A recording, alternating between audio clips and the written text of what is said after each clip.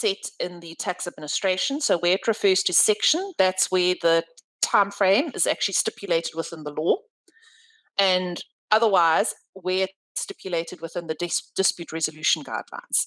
To be blunt, the SARS service charter has errors in it when it comes to dispute resolution, so don't trust that, trust this. So from this is actually the best thing if you want to have as a summarized view, keep it out and copy it to go and say, in each of these, what are the response time frames for all the parties? And you can see it goes all the way through to here to give you the varying dates. I'm not going to go through more detail than this because I do have to go and say, I hated when I was still a university lecturer, when I was bright-eyed and bushy-tailed and all the rest, now I'm just bright-eyed. But the Tax Administration Act was my worst to try and teach to people because it felt like you were just literally reciting days. And after this event has happened, you need 30 days. After those 30 days, you do point. Okay. So this is, as I say, if you're looking for where to find the link, there's the link on the slide. If you just copy paste that into whichever browser you use, it takes you straight to that dispute resolution guide.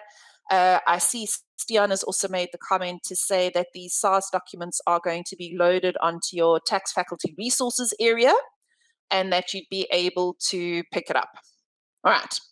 Now, I am going to be brutally honest and say, and the tax ombudsman is also the first person to point this out, SARS's dispute resolution process is riddled with procedural errors.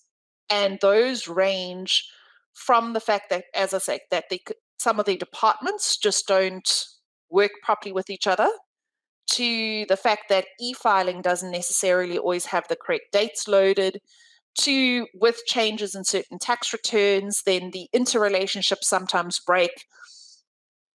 We know this isn't working perfectly.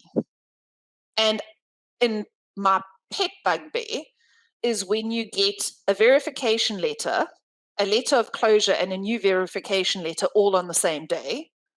Or like I had once, I got a letter of verification, then I got a letter of audit a day later, and then I got a letter of your case has been closed, no further action required. And I'm going, well, I actually don't understand what you need me to do now. Okay. This is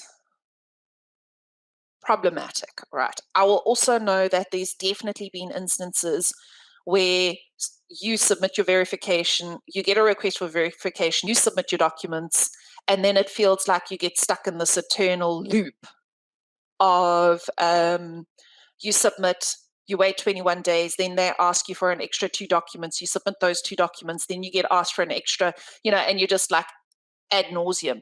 Those are ones, please. Now, I have mentioned a few times already, please contact your branch managers.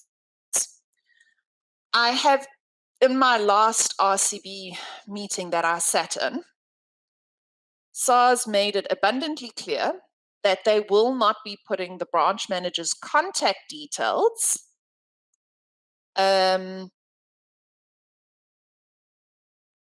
an emailable format and available for distribution.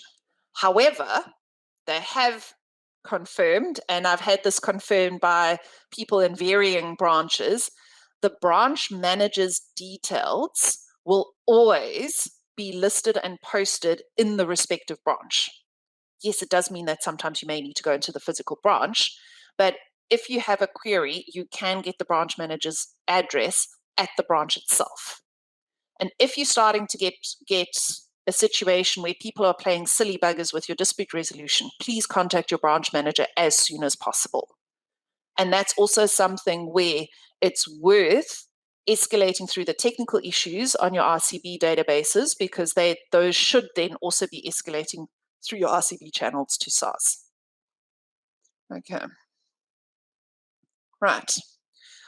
And then also it means that if you have something where it feels like you're in the eternal loop of the send information, they accept, and then you get a new request for verification and you accept, and that's when please go and escalate that to the branch manager. Okay. Right.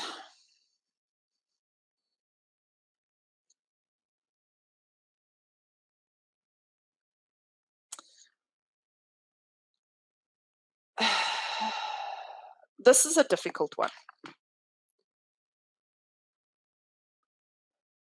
From a SARS point of view, and this is something SARS actually made very clear during lockdown as well. I'm quite sure you all saw the varying correspondences. SARS went from the point of view to go and say, guys, we understand COVID is difficult. This is unprecedented. We're all a little bit overwhelmed. But we need you to be proactive and we need you to work with us